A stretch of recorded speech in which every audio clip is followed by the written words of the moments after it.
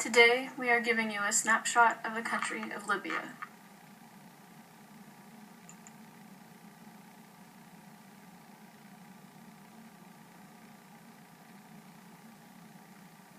Early Libya was controlled by tribes: the Berber, the Tuareg, the Tebu, and the Sion. Remnants of these tribes still exist today and are considered minority cultures. Libya has been colonized, ruled, and conquered by many. Each new leadership brought disarray and chaos. Corruption and cruelty were the main characteristics of many of these regimes. The people have been conditioned to a hard life and flight for survival, beginning with the nomadic tribal structures, raiding and moving with the resources until they were eventually taken over. Consequently, there are a lot of misunderstandings of tribal life due to the lack of true information about their culture.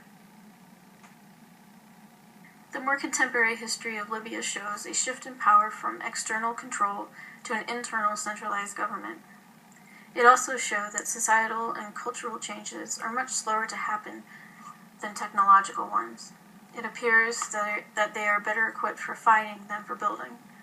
Libya declared its independence in 1951 and was the first country to do so through the United Nations.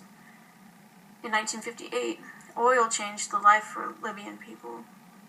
Although oil drastically improved Libya's finances, popular resentment continued to grow as the war was becoming increasingly concentrated in the hands of the elite, who were primarily Arab. The people's dissatisfaction continues to escalate tensions today. In 1969, a revolution overthrew King Idris I, and al-Gaddafi instituted a socialist government shortly after he became the country's leader. The 1988 Pan Am bombing resulted in global sanctions against Libya.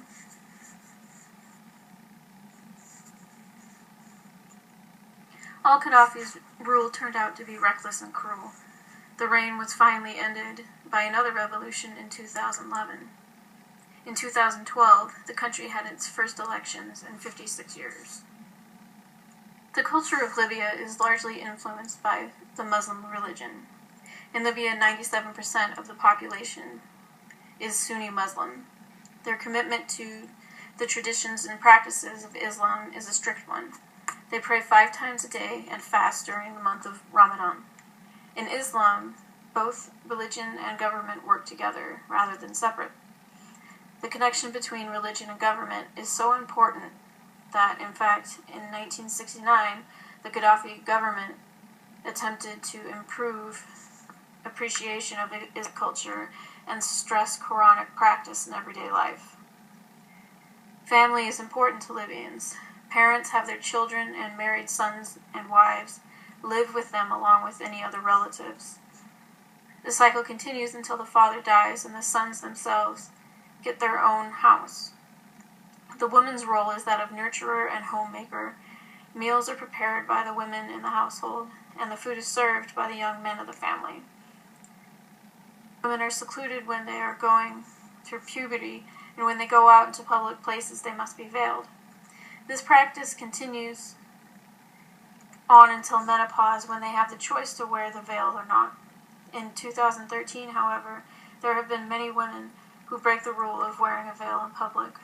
Although integration into the public sphere is occurring slowly, more Libyan women are entering the workforce and attending university than ever before. Politically, the people of Libya have been oppressed by external governments and by their own leadership throughout their entire history. The land has been conquered by empires, dissected and sewn back together by colonialists, and exploited by the country's leadership. Pictured in this map are the provinces Italy forged together to create the country we currently know as Libya. Libya is dominantly an Arab country. However, many ethnic tribal divisions exist and have persisted throughout the country's turbulent past.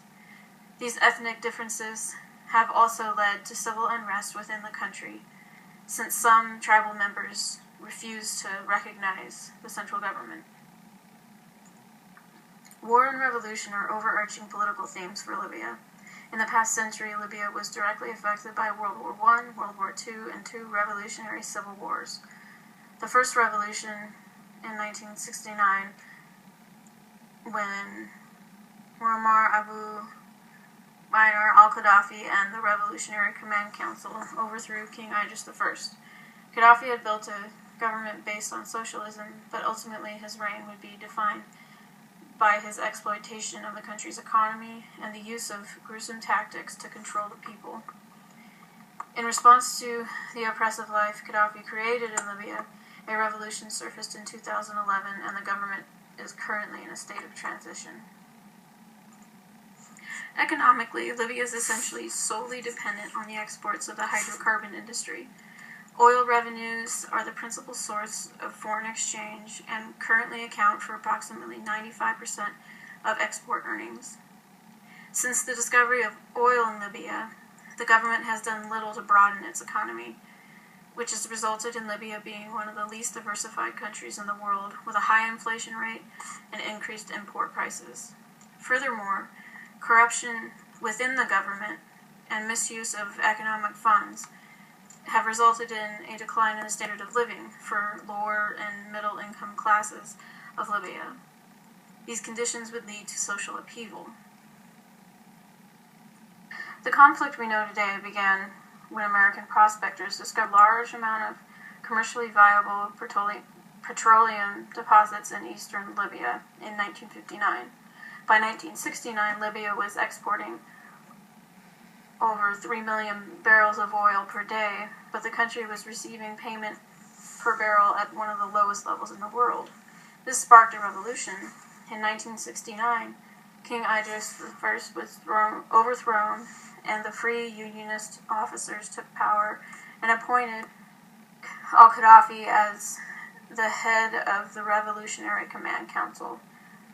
Al-Gaddafi began to negotiate higher oil prices with the oil companies and also focused on increasing the oil reserves within Libya.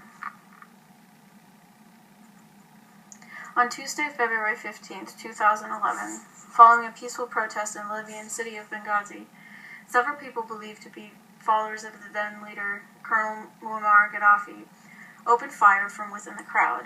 This was said to have been the start of the Libyan Civil War, also known as the Libyan 2011 Revolution. The primary protests under the regime of Gaddafi were economic conditions and his destructive leadership style, as well as the believed corruption around its oil trade. Shortly after the civil disturbance began, the United Nations interfered, freezing Gaddafi's accounts and also restricting his travels. The Civil War officially ended on October 23, 2011, just 3 days after the despised Gaddafi was said to have been apprehended and executed. In the time after Gaddafi's death, battles persist between the transitional government and devoted followers of Gaddafi.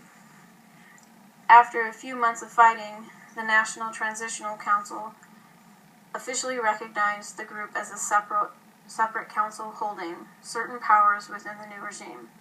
Another issue has surfaced during this transitional period is disarmament. Militias who fought to overthrow the old government refused to hand over their arms to the newly recognized government, which drastically strained relations between the two. For Libya to achieve stability, we offer the following recommendations. In order for Libya to see success in its economic condition, the country will need to diversify their economic endeavors and eliminate corruption from their political system. Politically, the country needs to address their systems. Their political and law enforcement systems are wrought with corruption and require stability, consistency, and respect for its citizens. This includes updating laws surrounding women and children.